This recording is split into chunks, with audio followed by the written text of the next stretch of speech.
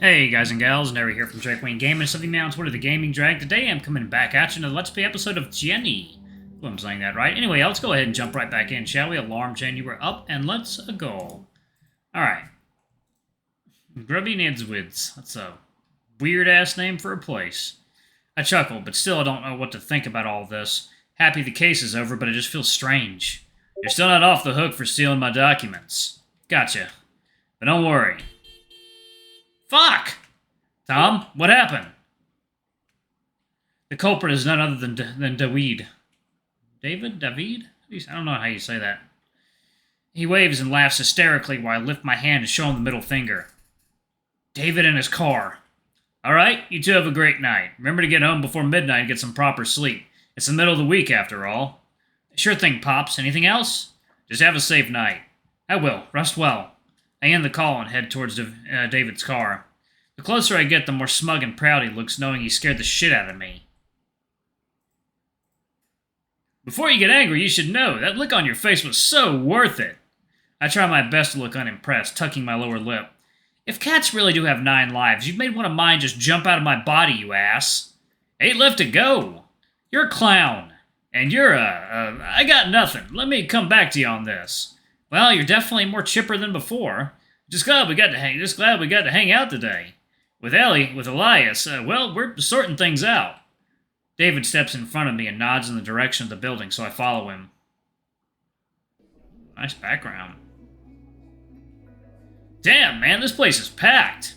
The laughter and chatter of merry patrons create a lively ambience. A delightful aroma of sizzling grilled meat and savory spices fills the air, mingling with the faint scent of aromatic herbs. The kitchen seems to be working its magic.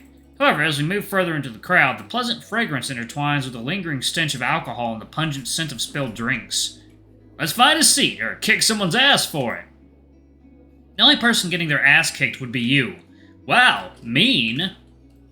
Behind the bar counter stands a rather bulky tiger, and behind him a female sheep. She seems to be talking on the phone with a worried look. It's a little surprising to see the tiger. I haven't seen many of them around here before, at least not in these parts. Seeming to notice my gaze on him, he looks back at me and smiles. I nod in response. Part of me can't help but feel like I've seen him somewhere before.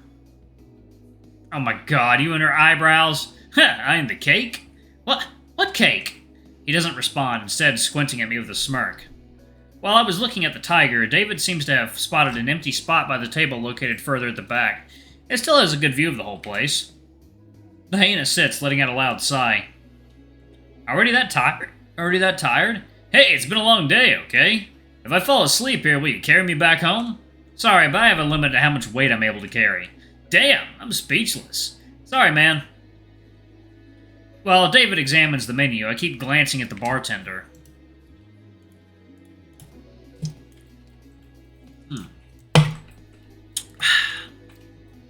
Where could I have seen him before? Was it back in Warsaw? David grabs my head by the cheeks, with his hand squeezing me, guiding my head to look at him. Do you like that tiger? What? Oh, nah, it just feels like I've seen him from somewhere before. David grins devilishly, right as I realize what he's about to do. He waves the bartender over to our table. I just want to bury my face in my paws and disappear. I'm gonna kill this hyena. Welcome to Grubby Nidswids. How can I help you tonight? That accent is definitely not from here. Maybe Asian? David keeps waving at the bartender. Hey, hi, so my friend here. I shake my head at David, and all I get in return is a smirk. He thinks he saw you somewhere before, but he can't remember. And David leans on the table, his arms supporting his head. Can you tell us more about yourself, big guy? This poor bartender turns his attention toward me, looking confused and smiling awkwardly. I contemplate strangling David. Sorry to bother you, this guy here. I point at David, who looks at me pretending to be shocked before sticking out his tongue for a moment. It likes to embarrass me in front of other people, and you don't have to tell us anything, just ignore him. Hey, that's rude. I don't think that's a problem, really. Well, I've only been here for about 4 or 5 months. I suppose the stripes do stand out, making people recognize me from a mile away. But I can't say I've seen you around the bar before, Mr. Oh, it's just Tom, and yeah, I figured. Sorry to bother you. My name's Raymond, and don't worry, you didn't bother me. And my name is David. He didn't ask. Ouch. Raymond probably thinks we're a couple of idiots. Honestly, I wouldn't blame him. Would you like to order anything? Oh, right, I haven't looked at the menu yet. He was busy looking at you. I kicked David's shin under the table, hard. Never mind. And both David and I look into the menu, which includes the usual local specialties like pierogi, kolapki, bikos, and some more exotic dishes. Rendang, what's that? Oh, rendang. That's a Southeast Asian meat dish braised in coconut milk, mixed with rich herbs and spices. It's my family's recipe. I see, so that's where he's from. Wow, that sounds exotic. I'll have that, please. I'll just go with pierogi ruski, with sour cream on the side, please. What? You're such a Pole. Meanwhile, Raymond jots everything down. Anything else? Tariq? Oh, Tatarik. That's a frothy milk tea originating from Malaysia, made with condensed milk. Ah, your family's recipe too? No, it's just from where I am is all. It's just where I'm from is all. Sweet, let's get 2 of those, because you and I aren't planning to get drunk tonight, are we? Yeah, no getting drunk tonight. Aye, 2 Tatariks then. Raymond heads back to the counter. With that done, I turn my gaze to David and kick him again. You ass, you know how awkward that was? Ouch, dude. I want to strangle you so much right now, but I don't want to end up in jail because of you. Be grateful there are so many people around here.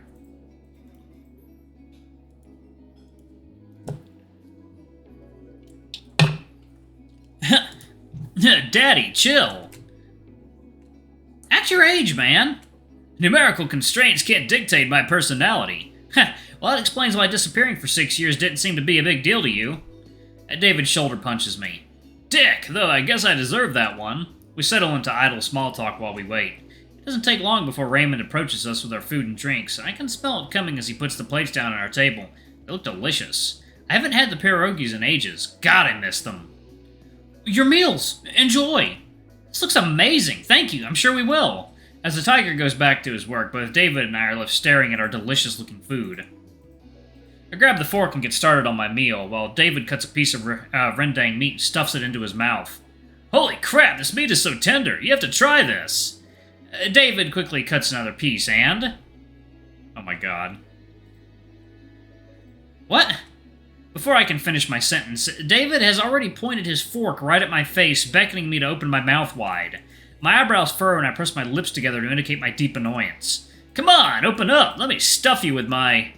He smirks at me and starts to poke my pouted mouth with the fork. Fuck off, man! Eat your fucking food! Don't be naughty, open up, awaiting landing. He plays with the fork as if it were a plane. At this point, it'd get more awkward if I don't give in. Fine, just stop with the act. With everyone around probably looking at us, I open my mouth and take a bite. The tender meat melts into my mouth as an explosion of herbs and spices envelop my taste buds. I can also taste the creaminess coming from the coconut milk. Damn, this is good! Right? You need to stop being a little pussy. Be more adventurous with your food. Fair. For the next few minutes, we both focus on our food. The sounds of people talking, drinking, and eating take over the whole room, and I resist the urge to look at Raymond. He definitely thinks we're some fucking weirdos. Meanwhile, David's phone seems to be receiving tons of messages. He looks back at me with his mouth full, quickly chews and swallows his food before responding. Sorry, let me just mute it. Oh, no, it's fine, you can deal with it. The hyena nods and types away on his phone. I wait patiently, eating my pierogi, before speaking up again. David. Yeah? I want to know what made you come back. The real reason. What do you mean, real? And David sighs, trying to avoid my gaze. He clearly thinks his words over carefully before responding. Are you insinuating something? I grew up suspicious over the years, I guess. Sorry. Leaving wasn't my choice in the first place. I'm only guilty of not keeping contact.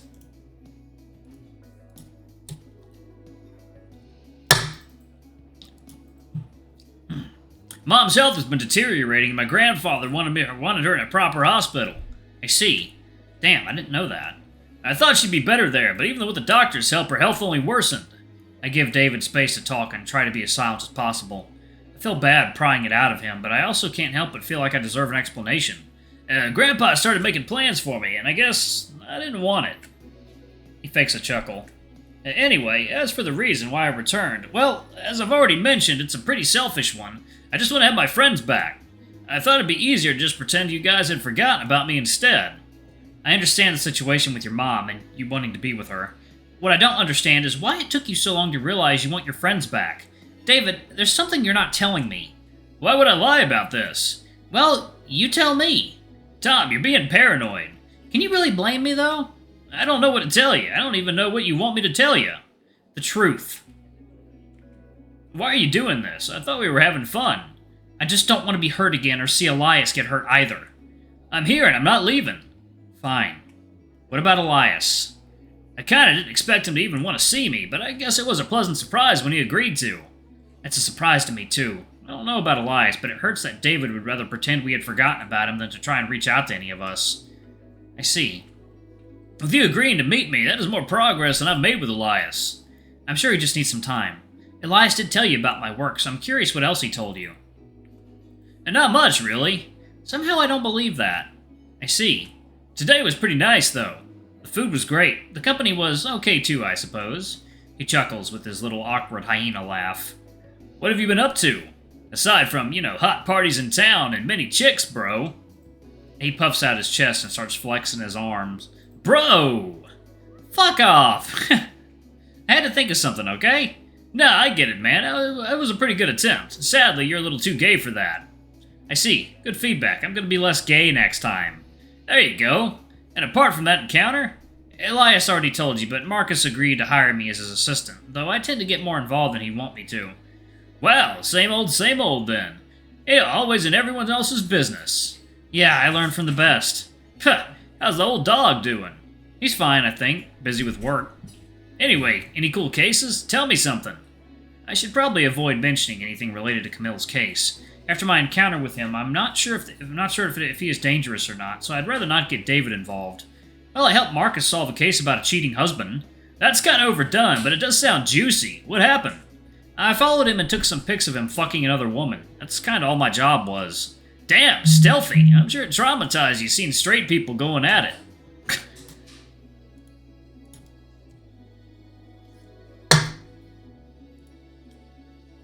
It was just sex. Seen it plenty. Was that big guy big at least? Big how? David gives me a sly grin. Stop! Nothing's wrong with a little size inspection. Okay, what about your university life? Oh, it didn't work out. I kind of dropped it out after 3 years. Wait, why? Before I left, it was all you were talking about. What happened? I was an idiot, but I guess it just wasn't for me. I don't get it, though. You always talked a lot about your academic aspirations at school. Like some kind of nerd. I don't need uni for anything, really. I don't buy it. Did someone bully you, or maybe you had a bad hookup with a professor? What? No, nothing like that. I was hoping you'd have some juicy story about a hot professor. Sorry, I'm just kidding. It's a shame, though. Are you planning on returning to university at some point? Maybe. That's the spirit. What about you? Did you finish your studies? I mean, what did you even study in Germany? Master of Business Administration in Berlin. So you were studying how to steal people's money. Pretty much, but legally. Did you like it? Any juicy stories about hot professors of your own? Ha! Had to keep up my appearances. Understandable. I finished sipping my Tetart while David checks his phone. Is everything fine? Oh, no, there's just this one place I have to visit tonight. I mean, it's getting kind of late anyway. I think we can call it a night. Yeah, I do hope we can do this again soon. I'll have to check with my secretary to see if there's a space in my calendar to fit you in. And who would that secretary be? Him, Marcus. Imagine. I'd rather not. Alright, y'all, I'm going to go ahead and pause it right there. Thank y'all so much for watching. Don't forget to like, comment, subscribe, ring that notification bell, and check out our Patreon if you can. It always helps. Before I go, I'm going to give a quick shout-out to our lovely bronze tier patrons. Thank y'all for all you do for the channel. We greatly appreciate your support. Thank you to our silver tier patron, Cade Silverman. Thank you for going a bit above and beyond. It's greatly appreciated. Thank you to our gold tier patron, Trezum Guy. You're awesome. We love you. Thank you for subbing to our ultimate tier. Anyway, if y'all want to get your names in the credits, get access to all of our not safe for work contents as little as $5. Alrighty, I love you all, and I'll see y'all in the next video. Bye-bye!